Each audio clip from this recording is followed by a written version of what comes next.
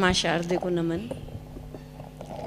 बहुत मुश्किल काम ऋतु जी ने मुझे दे दिया। आंखों में आंसुओं के बाद हंसाना आसान काम नहीं है, लेकिन आसान काम तो दुनिया कर लेती है। रही बात, बहुत खूबसूरत संचालन कर रही हैं ऋतु जी, और सूरज की तरह जिनकी रोशनी है मंच पर, वो कवित्रियाँ विराजमान हैं। कीर्ति जी, मधु दीदी, मधु मोहिनी जी जिनका जन्मदिन है, सपना जी, सबकी अगवानी में हूँ। आप सब साथ देंगे तो हो जाएगा। बाकी आपने देखा महिलाओं के साथ, कितना भी महिलाओं को कह दो आगे बढ़ा दिया, पर महिलाओं के साथ भेदभाव होता है। बिल्कुल, घर में अगर बच्चा अच्छा काम करे तो पिताश्री सारी पीठ अपनी थपथपाते हैं, मेरी बेटी है, मेरा बेटा है। और कुछ भी जहाँ गलती हो जाए ना, ये तेरी माँ ने सिखाया। बहुत खूब। और वही आज भी किया गया ऋतु जी, नाम दिया गया कवित्री सम्मेलन, और आ गए यहाँ पर महान महान महान कवि हमारे सामने बिठाए हैं, दिनेश जी, महेंद्र जी और अनिल जी। अगर ये कार्यक्रम बिगड़ गया तो नाम क्या देखा, कवित्री सम्मेलन था। सही बात है। और जो बढ़ चढ़ के हो गया तो कहेंगे देखा हम तीन थे ना, क्या कर दिया, लंगर लगा दिए तुम्हारे नाम को। सही कह रही हूं, लेकिन पंगा मत लेना महिलाओं से। देखो, आप एक कवित्री रखते हो, कोने में बिठा देते हो, ऋतु जी ने बताया, लेकिन ऋतु जी ने कवित्री सम्मेलन किया, एक को भी कोने में नहीं बिठाया, 3-4 सब नीचे बिठा दिए।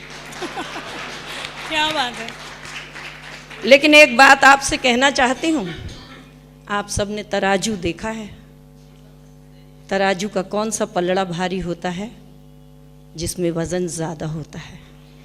तो आप सब यहाँ जो बैठे हैं, हम वज़न में बहुत कम हैं। आप सभी को प्रणाम करती हूँ, और जिनके कारण आज मैं यहाँ हूँ, राष्ट्रीय कवि संगम के अध्यक्ष आदरणीय जगदीश मित्तल जी। क्या बात है, वाह। वो 2 कदम अगर मेरे राष्ट्रीय कवि संगम की ओर 2008 में ना गए होते तो आज ये बलजीत कौर इन सब बड़ी कवित्रियों के बीच लायक नहीं हो सकती थी। मुझ जैसे कई लोगों को हम तक लाने वाले आदरणीय जगदीश मित्तल जी, आपको प्रणाम करती हूँ। क्या बात है। बहुत साधुवाद। बाकी हंसने के लिए मैं तो देखो सरदारों के घर से हूँ, जाना ही नहीं पड़ता कहीं, आँख खोलो सामने सरदार। अब आप ही बताओ, आप लोगों के यहाँ खानदान में लड़की बड़ी हो जाती है तो शादी करने के लिए लड़का ढूंढा जाता है।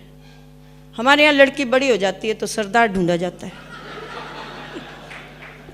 मैं ग्वालियर की बेटी, अब तो ज़माना ही बदल गया, अब तो मोबाइल है, ये सब कुछ है।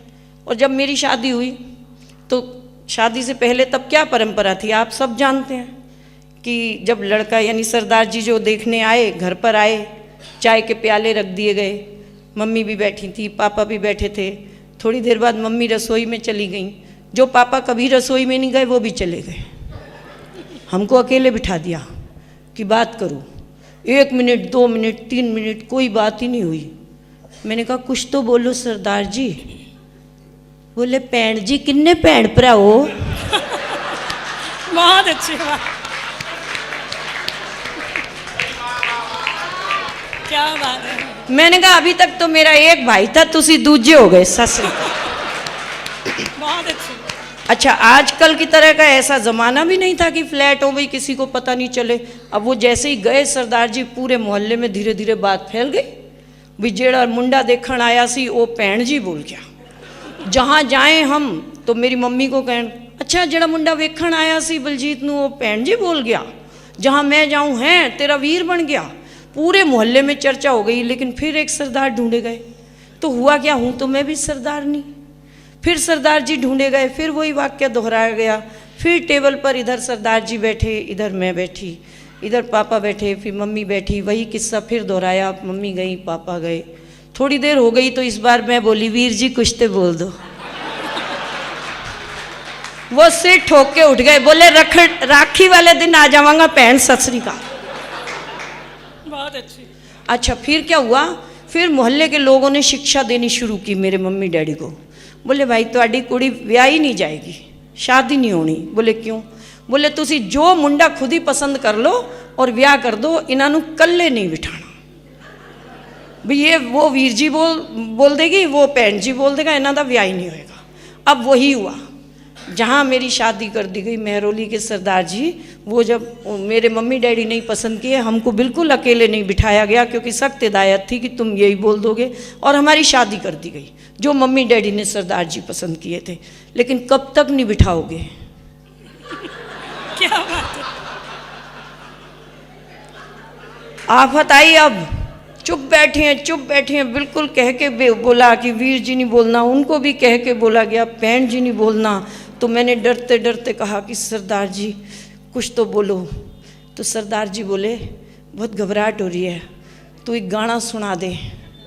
मैंने गाना शुरू किया, भैया मेरे। बोले चुप हो जा मेरी माँ। अपन संस्कारी बच्चे थे उस समय के ऋतु जी, क्या बात। कोई और गाना ही नहीं आता था। फिर हम अगले दिन हम गए शिमला। जब हम गए शिमला तो वहाँ पर सरदार जी ने देखा कि एक ड्राइवर थे, वो भी सरदार जी थे। पता नहीं क्या दिल में आया, बोले तू परे हट जा, गड्डी तू नहीं चलाएगा, मैं आप पे चलाऊँगा।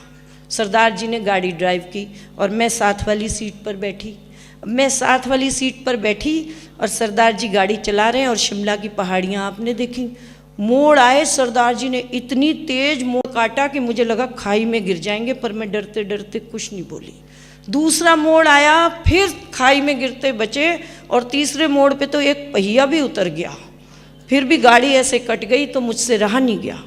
मैंने कहा सरदार जी इतनी तेजी से मोड़ काटते हो, आपको डर नहीं लगता? बोले डर तो तब लगे जब मैं आंखें खोल के मोड़ काटूं। क्या बात है, बहुत खूब। बोले मोड़ आंदा है, मैं ते अखा बंद कर लेना, कट गया ते सतनाम, नहीं ते वाहिगुरू जी। वो दिन आज का दिन। अपन ने टेंशन दी नहीं उनको गाड़ी चलाने की, अब हम खुद ही गाड़ी चलाते हैं। कौन वाहिगुरू जी करा लेगा, और क्या। और देखो टेंशन देने की चीज़ ही नहीं, देने की चीज़ है, लेने की है ही नहीं। क्यों लेनी टेंशन? हम तो 10 साल तक देश की गद्दी पे चुपचाप बैठे रहे, हमने टेंशन नहीं ली। सारे देश ने टेंशन ली, हम बोले।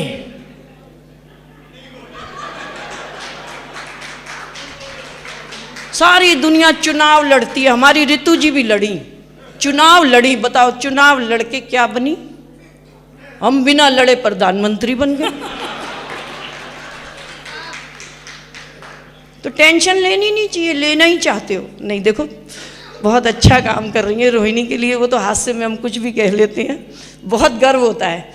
कहीं भी हम जब देखते हैं डिप्टी मेयर ऋतु गोयल या देखते हैं चेयरपर्सन, तो एक तो वो इतनी संवेदनाओं की कवित्री रही हैं, और इतनी दिल से, मतलब जिसको कहते हैं ना कि दिल से जिनके लिए उद्गार निकलते हैं, तो कभी भी हम वो नहीं पढ़ते कि उनका इस समय क्या स्टेटस है। हम बस जैसे ही पोस्टर देखते हैं तो हम कहते हैं ये हमारी ऋतु जी हैं। दिल खुश हो।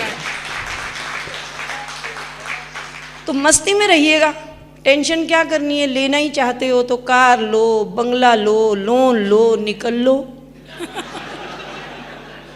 पता नहीं क्यों लोग टेंशन ले लेते हैं, मैं तो बिल्कुल ही नहीं लेती। एक दिन मैं स्कूल से घर गई, पड़ोसी की पत्नी गुजर गई थी। मैंने कहा सरदार जी, सारी भीड़ लगी हुई है, मोहल्ला वहाँ था, सरदार जी घर पे ही बैठे, गए ही नहीं। मैंने कहा सरदार जी घर पर ही बैठे हो मुंह लटकाए, पड़ोसी की पत्नी गुजर गई, क्यों नहीं अफसोस कराए? बोले तू ही बता किस मुंह से जाऊं, अगले की दूसरी मर गई, मैं एक बार भी नहीं बुलाऊं। बहुत अच्छे हैं, क्या बात है, वाह वाह वाह वाह।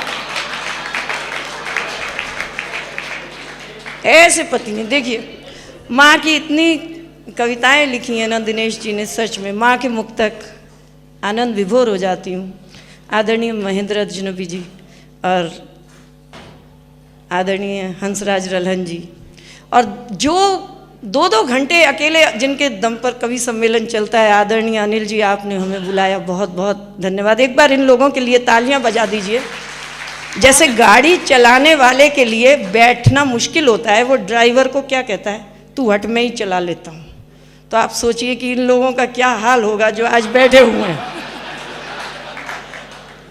लेकिन मजबूरी है, तो पंगा तो लेना नहीं है, पंगा ले ही नहीं सकते, है ना।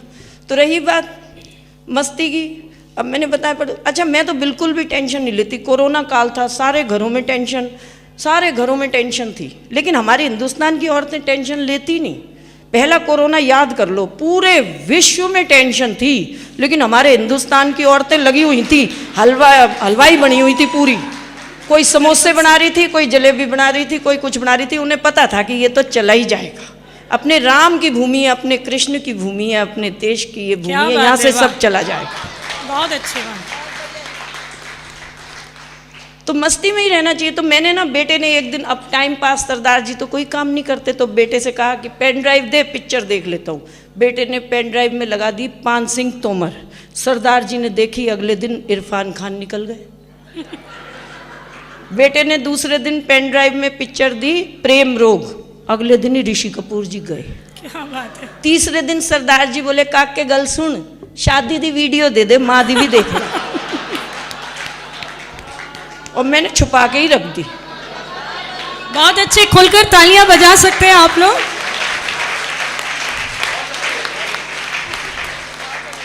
अभी जब आ रहे थे, और क्या, पत्नियों का तो राज चलता है। अभी जब आ रहे थे तो मैंने सोचा दिनेश जी चलेंगे। मैंने कहा दिनेश जी आप चलेंगे ना वहाँ? बोले हाँ मैं भी चलूँगा, लेकिन आज सुबह लड़ाई हो गई, इंदू जी भी चलेंगी।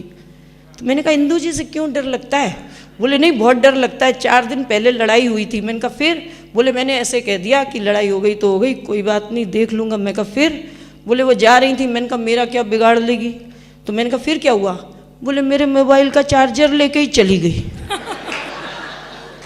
तो पत्नियां कुछ भी कर सकती हैं। इंदू जी के लिए भी तालियां बजा दो। बहुत मस्ती का, अच्छा समय का मुझे पता नहीं चलेगा, बता देना बस 5 मिनट। ठीक बात है, हाँ कोई बात नहीं।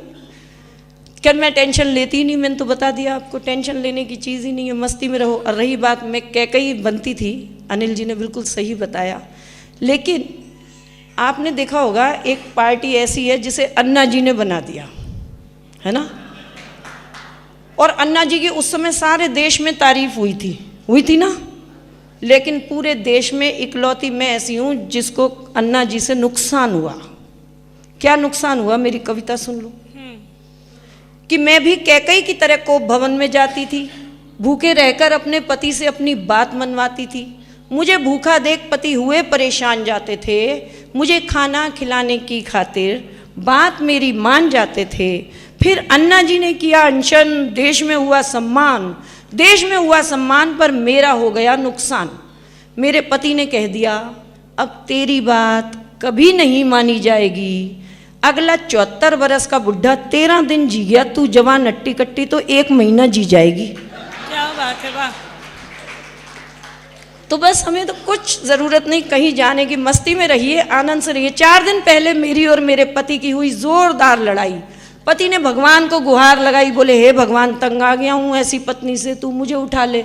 मैं कौन सी कम थी? मैंने कहा हे भगवान मैं भी तंग आ गई ऐसे पति से, तू मुझे बुला ले। पति बोले भगवान मेरी एप्लीकेशन छोड़, जल्दी से पत्नी की लगा ले। अच्छा एक हरियाणा का चैनल था, वहाँ पर मुझे बुला लिया। बोले जी आप पति के बारे में बहुत कुछ बोलती हैं, तो बताइए कि अच्छा पति कैसा होता है। तो मैं जैसे ही बोलने लगी तो एक हरियाणा की महिला बैठी थी, हरियाणा वाली ने माइक छीन लिया। बोली यो के बोल लेगी मैं बताऊँ अच्छा पति कैसा हुए है। मैं भी उसकी तरफ देख रही। मैंने कहा क्या हुआ? बोले तू नहीं बता, मैं बताऊँ इन सब ने कि अच्छा पति कैसा हुए है। तो चैनल वाली बोली आप ही बता दीजिए ताई अच्छा पति कैसा हुए है। अब आप सब सुन लो। ताई बोली अच्छा पति भूत जैसा हुए है, भूत जैसा। अब पूछा हम सब ने कि ताई ऐसा क्यों बोल रही? बोले और के जिंदगी में ना कभी भूत देखा ना अच्छा पति देखा। क्या बात है, वाह वाह वाह वाह। तो बस मस्ती में रहो। तो मैंने तो जब सबसे पहली कविता थी जहाँ से मैं हास्य के लिए चुन ली गई, वो भी पति पे ही लिखी हुई थी कि मैंने अपने पति को कहा कि पतिदेव मुझे कवि सम्मेलन में जाना है, राष्ट्रीय कवि सम्मेलन के संगम के कवि सम्मेलन में जाना है और वहाँ जाकर सबको हंसाना है। तो पति बोले अच्छा शादी के दिन रोते रोते आती है, फिर उम्र भर हमें रुलाती है, भला औरत कभी हंसाती है? मैंने कहा मुझे गुस्सा मत दिलवाओ, मुझे कवि सम्मेलन में भिजवाओ। अगर मुझे गुस्सा दिलवाओगे तो जली हुई रोटियां तुम ही खाओगे। बोले बेगम तू बेशक गुस्से में रोटी मत बनाना, पर मेरी कमीज़ ज़रूर धो जाना। बोले क्योंकि जब भी तू गुस्से में मेरी कमीज़ धोकर जाती है, सच में वो कमीज़ निखर आती है। क्या बात है। मैंने कहा अब सच में मुझे गुस्सा मत दिलवाओ, मुझे कवि सम्मेलन में भिजवाओ। तो जो वो बोले वो सुनिएगा। वो बोले तू कवि सम्मेलन में जाना चाहती है तो जा, तू सबको हंसाना चाहती है तो हंसा। मैं मर्द हूँ और मर्द शायद ये भूल जाता है कि जब हंसती है घर की पत्नी तो पूरा परिवार खिलखिलाता है। क्या बात है, वाह, बहुत अच्छे, बहुत अच्छे। हम दोनों पति पत्नी तो ऐसे ही लड़ते झगड़ते ज़िंदगी गुजार लिया करते हैं, और हम दोनों एक दूजे से नहीं उस ऊपर वाले से डरते हैं। वो जैसे चाहे डुगडुगी बजाता है, वो जैसे चाहे सबको नचाता है, सिर्फ और सिर्फ उसी के हंसाने से हंसती है ये दुनिया, वरना इस दुनिया में कौन है जो दूसरों को हंसाता है। क्या बात है, बहुत अच्छी, वाह। और मैंने राष्ट्रीय कवि संगम से एक बात अवश्य सीखी आदरणीय जगदीश जी से, कि कितना भी हंसाओ, कितनी भी कविताएं हास्य में सुनाओ, पर राष्ट्र जागरण धर्म हमारा, कभी ना कभी ऐसा कलम ज़रूर होनी चाहिए कि कुछ संदेश ज़रूर देकर जाएं। आज हमारी पीढ़ी जो है, और आज हम जिन बच्चों को देखते हैं वो बिल्कुल 5G बच्चे हैं। तो कहीं ना कहीं उन बच्चों पर छोटी सी, बहुत छोटी कविता सुनाकर स्थान लूँगी क्योंकि समय कम है और मैं इन सबको भी सुनना चाहती हूँ।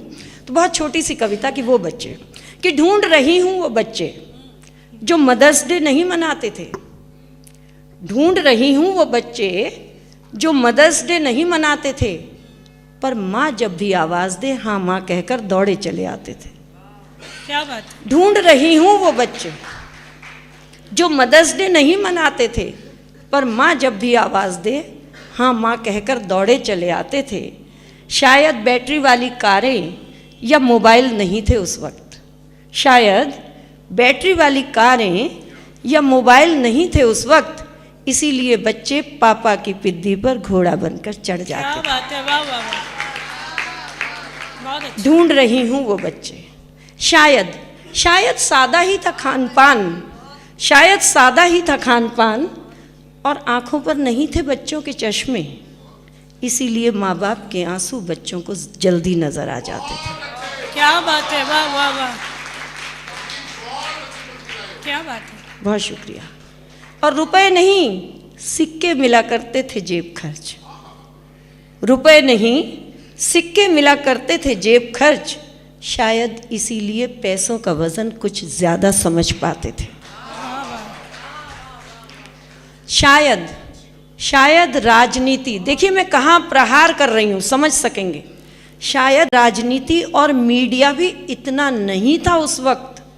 बात समझिएगा, अगर दिल तक पहुँचे तो तालियां और आशीर्वाद दीजिएगा, कि शायद राजनीति और मीडिया भी नहीं था उस वक्त, इसलिए गली में चलते बच्चे रामू चाचा और रहीम काका की आवाज़ लगाते थे। क्या बात है, वाह, बहुत अच्छे। शायद इंग्लिश मीडियम स्कूल भी नहीं थे उस वक्त, इसलिए बच्चे माता पिता तो क्या पड़ोसी तक के पांव छुआते थे। क्या बात है। ढूंढ रही हूँ वो बच्चे जो मदर्स डे नहीं मनाते थे।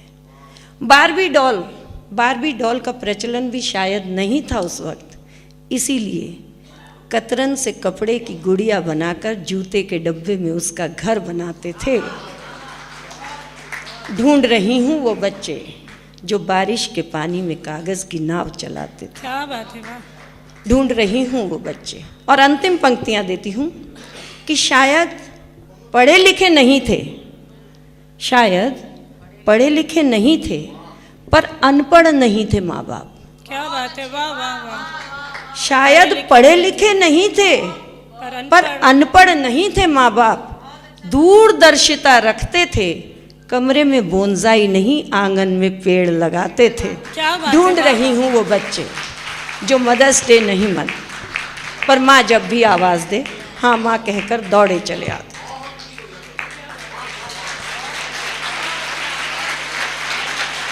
शुक्रिया। श्री साहित्य सरगम और दिशा फाउंडेशन, आप सबने इस कार्यक्रम के यज्ञ में मेरी आहुति स्वीकार की। आप सबका बहुत साधुवाद। और इतना ज़रूर कहूँगी, हास्य के लिए ही जानी जाती हूँ, 2 पंक्तियाँ कहकर बैठती हूँ, अपना स्थान लेती हूँ कि जो लोग हंसते और हंसाते हैं, जो लोग हंसते और हंसाते हैं, वो मरने के बाद स्वर्ग नहीं जाते हैं। जो लोग हंसते और हंसाते हैं, वो मरने के बाद स्वर्ग नहीं जाते हैं, क्योंकि वो लोग तो जहाँ बसते हैं उसी जगह को स्वर्ग बनाते हैं। बहुत बहुत शुक्रिया।